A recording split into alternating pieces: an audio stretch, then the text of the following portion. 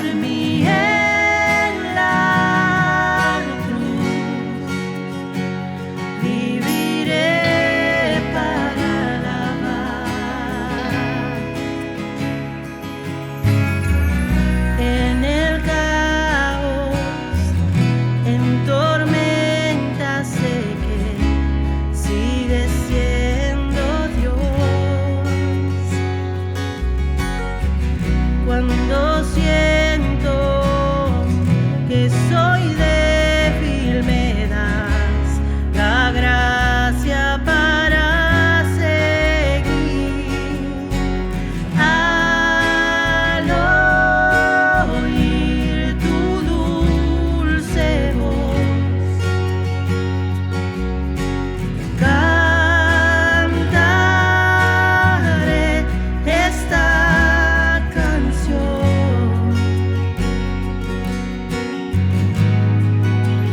No hay nadie como tú,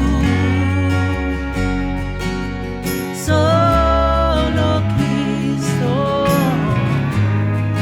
Moriste por mí en la cruz, viviré para alabar. No hay nadie como tú, solo Cristo. Moriste por mí en la cruz, viviré para alabar.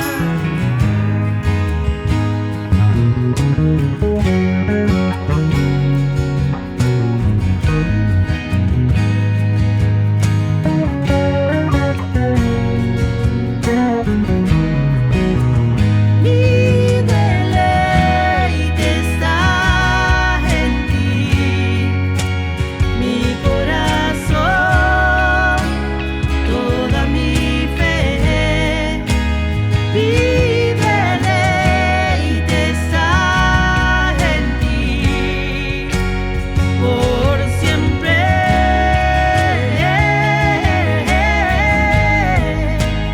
Mi deleite está en ti, mi corazón, toda mi fe. Mi deleite está en ti, por siempre.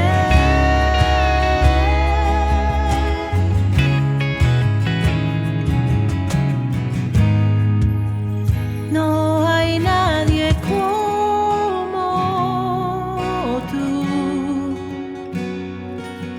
solo Cristo. Moriste por mí en la cruz, viviré para alabar.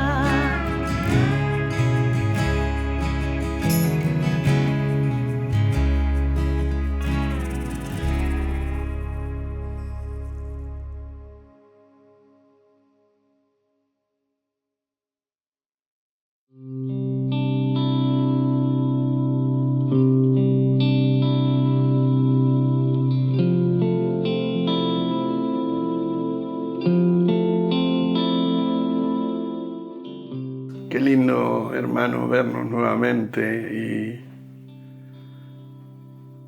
y estar, aunque no estemos en el mismo espacio físico, estamos en el mismo espacio espiritual. Estamos en Él, en Cristo.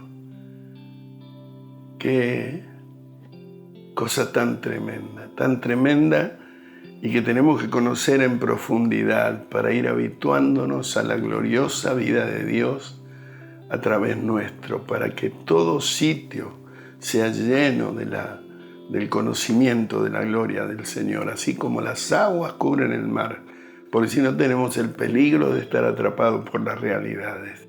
Y hoy compartiendo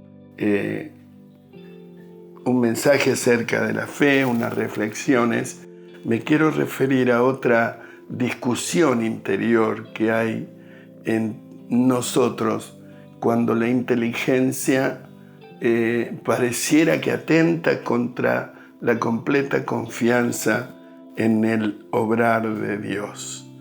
Y me acordaba de un pasaje del Evangelio según San Juan, si tú quieres lo puedes buscar en tu Biblia. Desde el verso 1 dice el Evangelio según San Juan: después de estas cosas había una fiesta de los judíos y subió Jesús a Jerusalén, y hay en Jerusalén, cerca de la puerta de las ovejas, un estanque llamado en hebreo Betesda, el cual tiene 5 pórticos. En estos yacía una multitud de enfermos, ciegos, cojos y paralíticos que esperaban el movimiento del agua, porque un ángel descendía de tiempo en tiempo al estanque y agitaba el agua, y el que primero descendía al estanque después del movimiento del agua quedaba sano de cualquier enfermedad que tuviese. Y había allí un hombre que hacía 38 años que estaba enfermo. Me detengo un poquito acá, después vamos a seguir con la lectura de la palabra de Dios.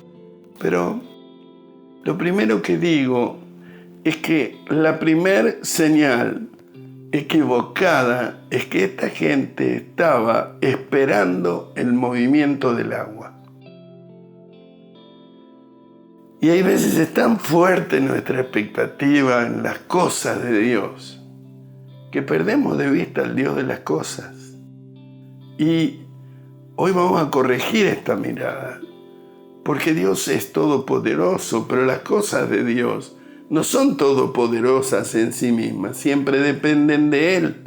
Y estos estaban allí, había una multitud, claro, me imagino, no había clínicas, no había hospitales, y era más o menos sálvese quien pueda. Había enfermedades terribles, desagradables, incurables, como la lepra y otras. Hoy también hay algunas, pero en aquel entonces el promedio de vida era muy inferior al que tenemos hoy. No había la alopatía, la farmacopea era muy precaria, pero esta gente estaba esperando el movimiento del agua. ¿Por qué? Porque había un ángel que venía de tanto en tanto y movía, agitaba el agua, y el que primero descendía al estanque después del movimiento del agua quedaba sano de cualquier enfermedad que tuviese. Imagínate, todos bien cerquita del agua mirando, y de pronto esperaban el movimiento del agua y se tiraban adentro. Pero había allí un hombre que hacía 38 años que estaba enfermo. Y claro, yo me imagino 38 años viendo salir el sol y ocultarse, esperando que el agua se mueva y ser el primero que entraba. Cuando Jesús lo vio acostado a este hombre y supo que llevaba ya mucho tiempo así, le dijo: ¿quieres ser sano? Y Señor, le respondió el enfermo, no tengo quien me meta en el estanque cuando se agita el agua. Claro, era paralítico el hombre, y siempre le ganarían los sordos, los leprosos, los ciegos, todos los que podían moverse, y él no podía. Entonces le ganaban y le ganaban y le ganaban, y era como que perdió el ánimo y dijo: mal, ya no, esto no tiene sentido, nunca voy a poder ser el primero, salvo que alguno me empuje y me meta, ya no va a ser mi fe la de él que viene, me mete en el estanque. Pero llegó Jesús,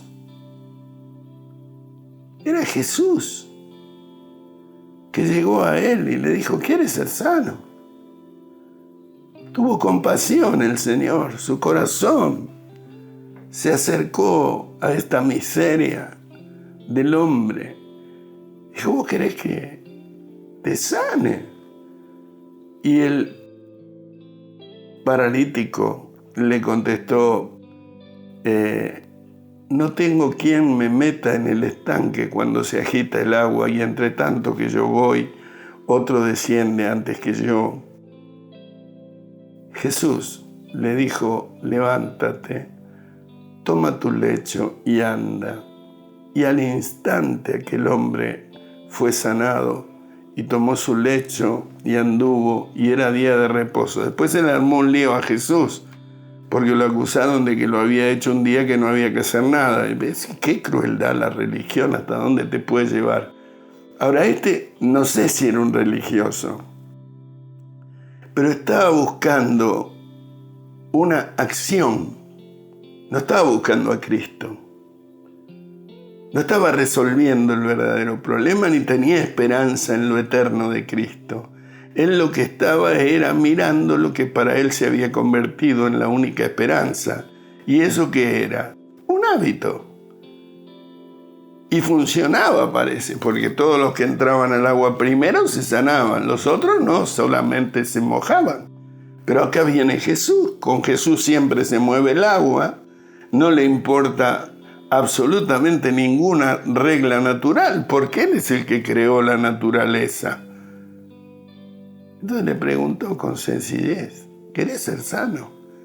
Y él, en vez de decirle que sí, le explicó por qué no. No sé si a vos te pasa. Yo tengo algunas experiencias así que denuncian mi incredulidad, pero en 40 años predicando y estando en el ministerio, imagínate, todas las experiencias que me equivoqué, pero me acuerdo de una particular. Yo amaba mucho a un hermano que se llamaba Jorge, y una vez él era cuadripléjico y había orado por él muchas veces cuando todavía tenía la fábrica, hablo del año 85, por ahí. Había orado por él muchas veces porque yo tenía medio fama de milagrero. Qué porquería, digo, qué feo. He luchado por ser un hombre de Dios, pero no por ser milagrero, no. Lo importante es Cristo, solo Cristo salva. Cristo es el que puede conmover todo, es el que puede modificar todo, y si lo deja quieto también es bueno. Así que por este hombre yo ya había orado muchas veces, y la verdad, pobre, nunca se sanó. Pero una vuelta en una reunión muy grande, varios teníamos que ir entre las filas y orar por la gente. Y yo, cuando fui por el lugar que me tocaría eventualmente orar a mí, lo vi a Jorge en su silla de ruedas y digo, ay Señor, que no me toque. Tantas veces oré por él y no se sana. Justo un paralítico, ay Señor. Y Dios me dijo, ¿cuándo pudiste sanar una gripe? Y ahí me di cuenta, nunca. Ninguno de nosotros tiene un poder para modificar realidades. Así que yo digo, ¿por qué si tengo que orar por alguien que se golpeó una pierna, se le puede estirar y hacer crecer? A eso estoy acostumbrado, pero no por alguien que tiene una enfermedad que la ciencia declara incurable. ¿Sabes cuánta gente que tenía cáncer sanó cuando oré? Porque Cristo lo quiso así. ¿Y cuánta gente no sanó y después se murió? Y me parte el corazón.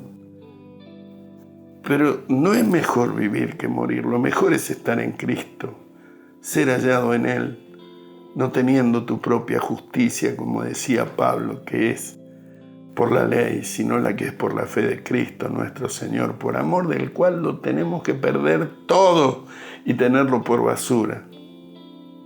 Ay, Señor, alumbranos, permitinos ver esto. Esto era bastante común.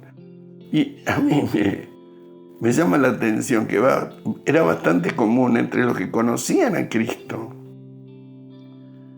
pero no sé cómo explicar. Pero la palabra conocimiento, que está en la Biblia, y cuando el Señor dice que la vida eterna es que te conozcan a ti, Padre, el único Dios verdadero, y a Jesucristo a quien has enviado, ese conocimiento tiene como una especie de acción simbiótica. Es Cristo en mí y yo en Él. No es saber de Cristo, no es haber estudiado que San Martín cruzó los Andes, sino haberlo cruzado con Él.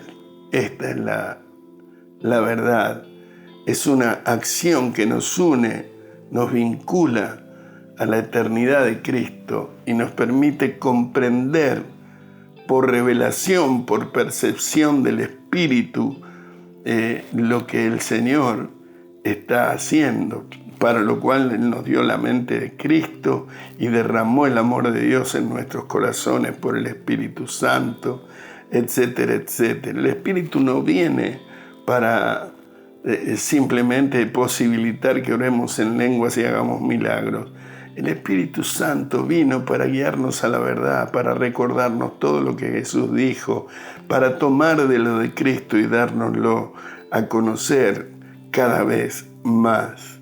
Pero muchos de los que caminaban con Jesús, probablemente confundidos porque sabían quién era Él, y iban avanzando en la fe en la medida que veían que las cosas ocurrían, pero no era una acción permanente, una intención de conocer la mente del Señor y de saber por dónde Él va, ver por dónde camina y sentirme su oveja y tratar de ir detrás de Él y estar siempre dispuesto a sus correcciones, indicaciones y experiencias profundas con Él. Entonces, pasó algo similar a lo de el estanque de Betesda cuando murió Lázaro. Lázaro era amigo de Jesús, tenía 2 hermanas, una Marta que parece que era hiperactiva y otra María, que es la que lo adoraba y siempre estaba a los pies del Señor. Y según lo que dijo Jesús, ella había elegido la única cosa que era necesaria, vivir a los pies de Cristo, y que había elegido la buena parte, la cual no se la quitaría. Ahora Jesús le vienen a avisar que Lázaro se enfermó. Y él estaba lejos y no decide ir inmediatamente. Así que espera como si hubiera esperado que la enfermedad de Lázaro lograse su cometido, y el cometido que se iba a morir Lázaro. Y los discípulos no entendían porque él, que era amigo, no iba y lo sanaba. Pero Jesús dijo que esto era para que Dios se glorificase. Así que esperó, en un momento les dijo: Lázaro duerme. Ellos dijeron: por fin se sanó. No se había sanado nada, se había muerto. Así que ahí salieron de donde estaban, se fueron a Betania. Y cuando llegaron a Betania los esperó Marta. Cuando le avisaron a Marta que Jesús venía, Marta, la hermana de Lázaro, salió a recibirlo y lo primero que le dijo es: Jesús, si hubieras estado aquí, mi hermano Lázaro no hubiera muerto. Digo, qué tremendo, porque si bien en la declaración de ella había un reconocimiento de la sobrenaturalidad del Señor, si hubieras estado aquí lo hubieras sanado. Confío, creo que vos podés sanar a los enfermos. Jesús le dijo: tu hermano resucitará. Pero, ¿cómo que va a resucitar? ¿Qué es eso? Porque yo sé que vos sanás enfermos, pero muerto es mucho peor. Claro, como me pasaba a mí cuando oraba por alguien y yo miraba la enfermedad en vez de mirar a Cristo, y me parecía que si era algo más o menos sencillo Dios lo iba a hacer porque podía, pero si era una enfermedad terminal ya no me parecía que... Dios, qué vergüenza me da. Pero lo digo para entender mi humanidad, Y Jesús le dijo, tu hermano resucitará. Y Marta le dijo, yo sé que resucitará en la resurrección, en el día postrero. Claro, ella era farisea y los fariseos creían en la vida después de la muerte. Entonces dice, yo creo que Él va a resucitar. ¿Cuándo? Y cuando venga el Señor, cuando el Señor venga y nos resucite a todos. Y claro, vos podés creer que dentro de 2000, 3000 años, cuando venga Cristo, Él va a levantar a tu hermanito. Y no podés creer que lo voy a resucitar ahora, que tiene 4 días de muerto. Yo lo pienso y digo, porque a mí me pasa lo mismo. Yo creo en la resurrección de los muertos, la vida perdurable. Creo que un día el Señor con voz de arcángel, con trompeta de Dios, va a llamarnos y vamos a subir a encontrarnos con Él en las nubes. Algunos habiendo dormido antes, otros después. Pero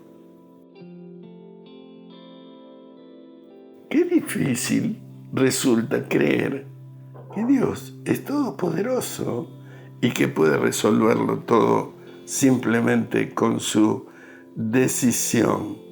Así que ella le explicó la doctrina de los fariseos, sé que resucitará en la resurrección, en el día postrero.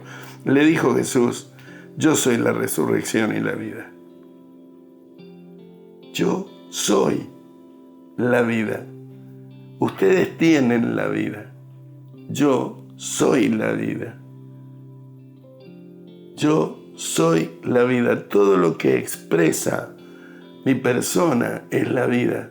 Todo lo que expresa mi carácter, todo lo que expresa mi humanidad en este momento es la plenitud de Dios. En Él habitaba, dice Pablo, corporalmente, en Él habita corporalmente toda la plenitud de la deidad.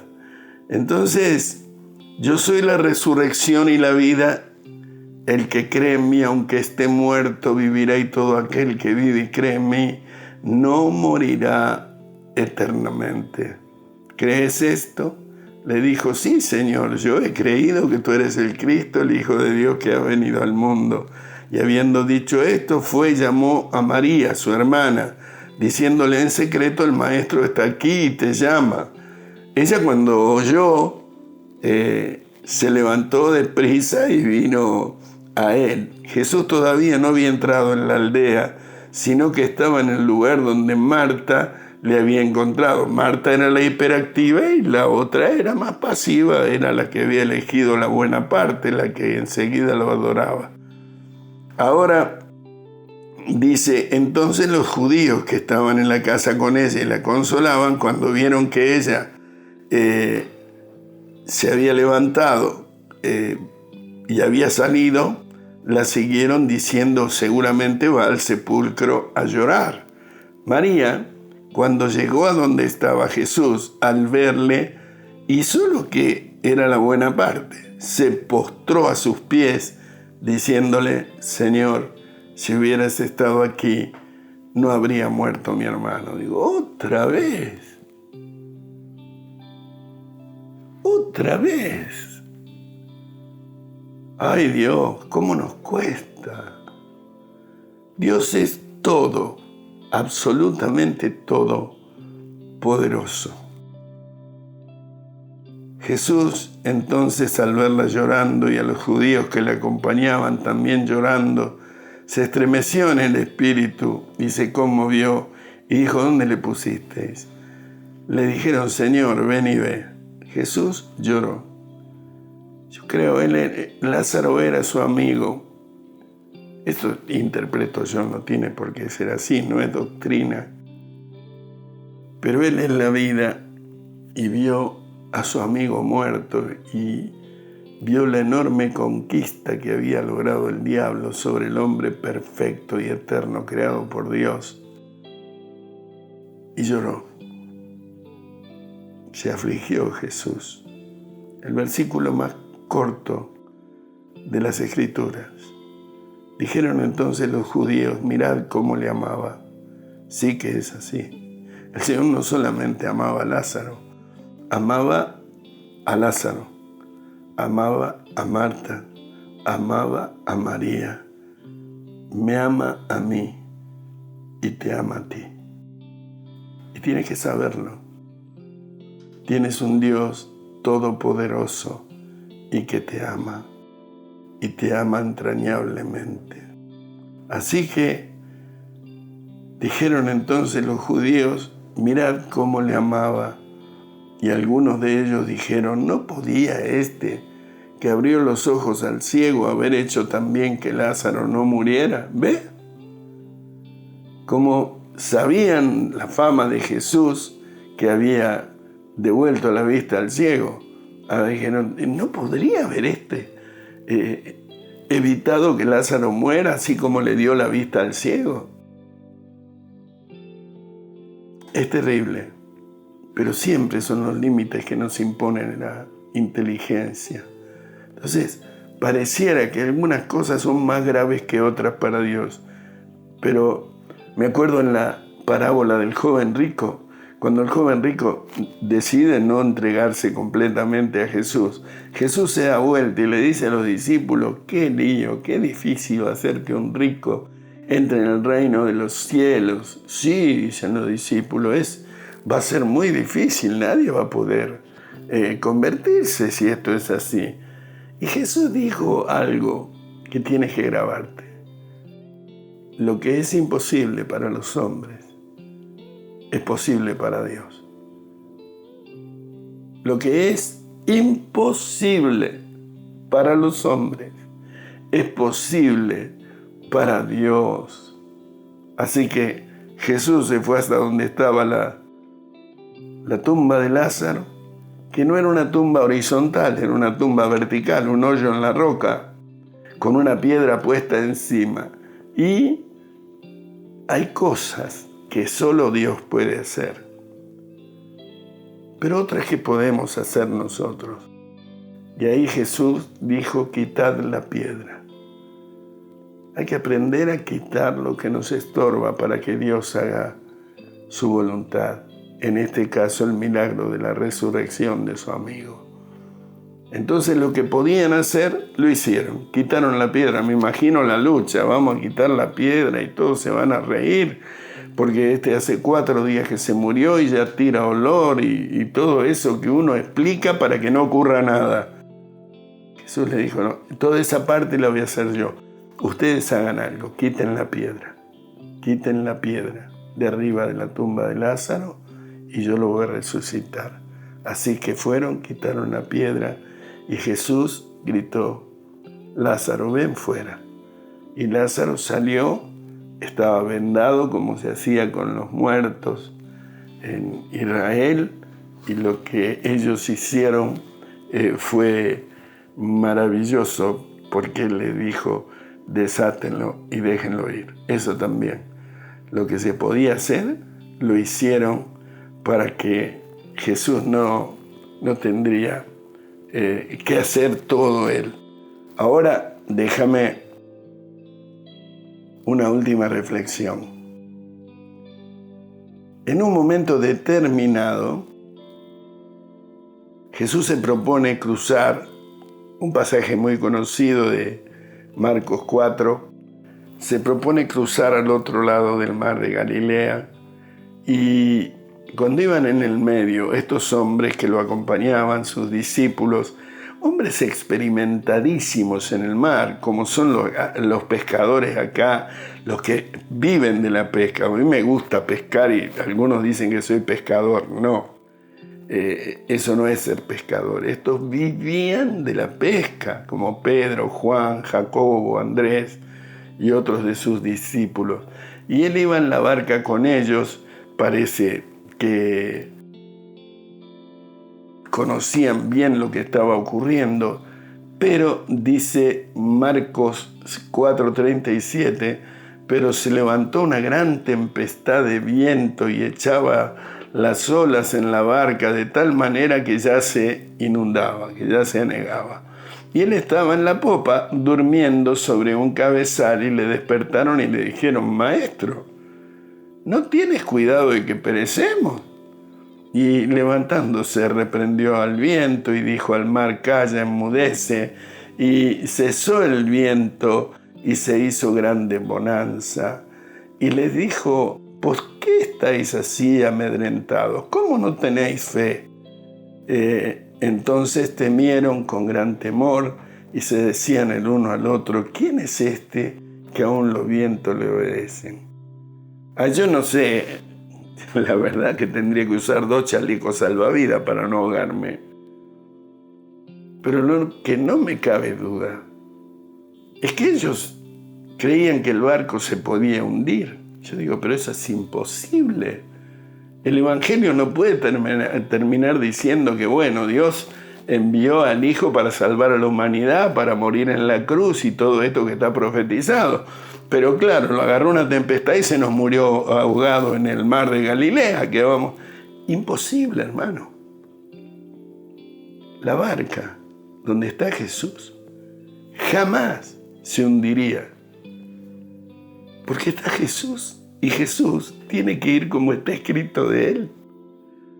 Porque Él es eterno y todo lo que se dijo, se dice y se dirá eternamente y para siempre. En tu barca tiene que estar Jesús y tú tienes que estar en la barca de Él. Y eso garantiza que todo en nuestra vida, la tuya y la mía, va a ocurrir según y conforme a la que Dios planeó para nosotros.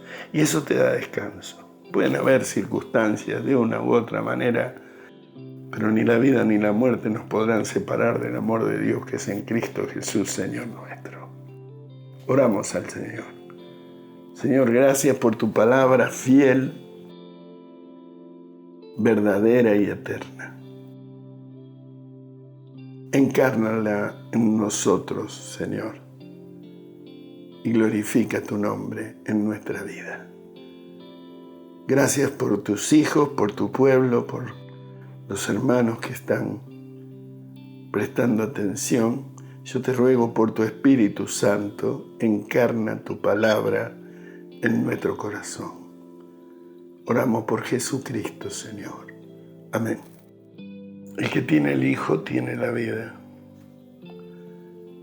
Yo lo hubiera puesto de otra manera. Yo hubiera puesto aquel a quien Jesús tiene la vida. Jesús no es una posesión nuestra. Es nuestra casa, es nuestra habitación. Y somos su posesión, lo que Él compró por su propio sacrificio, por su propia sangre. Yo quería refrescar algo que otras veces he mencionado, pero quisiera rogar a Dios para que Él nos revele el significado de esto que dice el apóstol Pablo aquí. Hoy que vamos a compartir la cena del Señor, vamos a comer su cuerpo, a beber su sangre para tener vida en su nombre. Quisiera recordar algo que dijo el apóstol Pablo, a pesar del catarro este. Pablo en Primera de Corintios, en el capítulo 11, dice, porque yo recibí del Señor lo que también os he enseñado, que el Señor Jesús, la noche que fue entregado, tomó pan. El Señor Jesús, la noche que fue entregado, no se defendió, no lo evitó. Le dijo a Pedro que le cortó la oreja a Malco, envaina tu espada. Se dejó llevar, porque él sabía que el Hijo del Hombre iba, como estaba escrito, de él. Así que la noche que fue entregado tomó pan en la última cena y habiendo dado gracias, lo partió y dijo, tomad, comed. Esto es mi cuerpo que por vosotros es partido. Haced esto en memoria de mí. Tantos años compartiendo la cena del Señor, seguramente tú también, leyendo esto, pero yo quisiera que Dios nos revele para ver la profundidad de lo que aquí dice el apóstol Pablo. Pablo dice que la noche que el Señor Jesús fue entregado, tomó pan y habiendo dado gracias, lo partió y dijo: tomad, comed, esto es mi cuerpo que por vosotros es partido. Y termina esta frase gloriosa diciendo: haced esto en memoria de mí. La iglesia es el cuerpo de Cristo, la familia de Dios, donde el Padre engendra a los hijos en Cristo Jesús. Y una y otra vez se acuerda de este hecho glorioso, de la muerte de Cristo, del sacrificio del Hijo de Dios por nuestros pecados, y hace memoria de Él una y otra vez, diciendo qué glorioso lo que hizo el Señor. Pero yo quisiera que lo leamos otra vez. Habiendo dado gracias, lo partió y dijo: tomad, comed, este es mi cuerpo que por vosotros es partido. No dice: acuérdense de mí que hice esto. Dice: hagan esto en memoria de mí. Y yo quisiera que nos conmueva el Espíritu Santo y que nos recuerde, porque la iglesia sería tan diferente a todo lo demás y tan parecida a Cristo si cada vez que somos entregados tomamos pan en vez de enojarnos, en vez de ofendernos, en vez de hacer algo indebido que no expresa la naturaleza de Cristo, en vez de defendernos, de argumentar. Y eso es lo que dice Jesús: yo ya lo hice, ahora háganlo ustedes acordándose de mí. No solamente acuérdense de mí que hice esto, hagan esto en memoria de mí. Y yo quisiera que cuando comas el pan le pidas el auxilio al Señor al comer su cuerpo y le digas: Señor, ¿cómo me gustaría que toda la iglesia fuera así? Y yo sé que a ti también te gustaría que cuando somos entregados, cuando algo no está bien y es injusto, en vez de defendernos, estemos dispuestos a romper nuestro cuerpo para que los demás tengan vida. Y yo quisiera que al comer este cuerpo me inspires, Señor, para hacer lo mismo. No solo para acordarme del que lo hizo, sino para ser un imitador y quien lo haga también. Así que ahora yo voy a tomar pan, pero no solo para acordarme de lo que Cristo hizo, sino para proponerme hacer lo mismo que hizo Él. Porque eso es lo que salva. Lo que salva es que el justo muera por el pecador. Lo que salva es que yo tome el pan y diga: este es mi cuerpo que por vosotros es partido. Haced esto en memoria de mí. Y proponernos cada uno de nosotros que ante la adversidad, la injusticia, estemos dispuestos a romper el cuerpo para que el cuerpo del Señor no se rompa nunca más. Oramos. Señor, gracias por la enormidad de tu grandeza,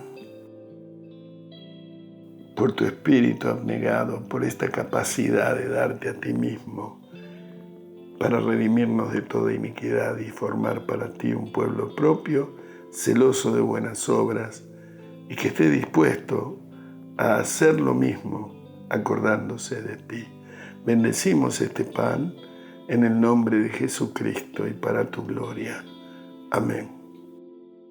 Amén. Participamos del pan con gratitud.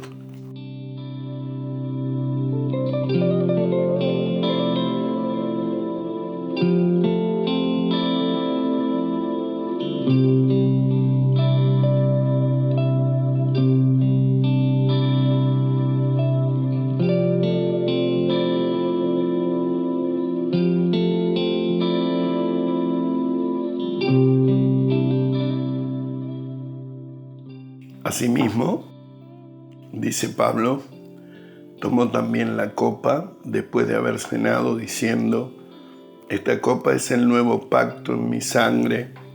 Haced esto todas las veces que la bebiereis en memoria de mí. Así pues, todas las veces que comiereis este pan y bebiereis esta copa, la muerte del Señor anunciáis hasta que Él venga. ¿Cuál era el nuevo pacto? Que la paga del pecado era la muerte, que no había ninguna posibilidad de absolvernos y que lo novedoso del pacto por Cristo es que antes el que pecaba moría y ahora el que peca tiene salvación por la sangre de Cristo.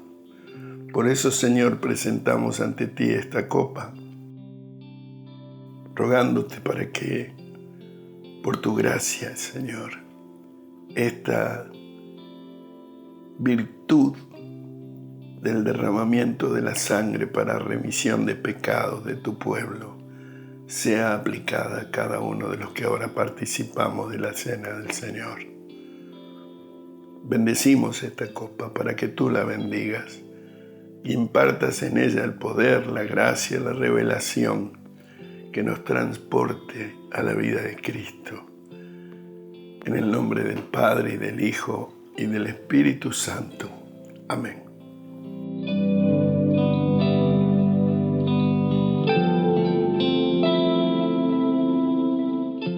Participamos con fe.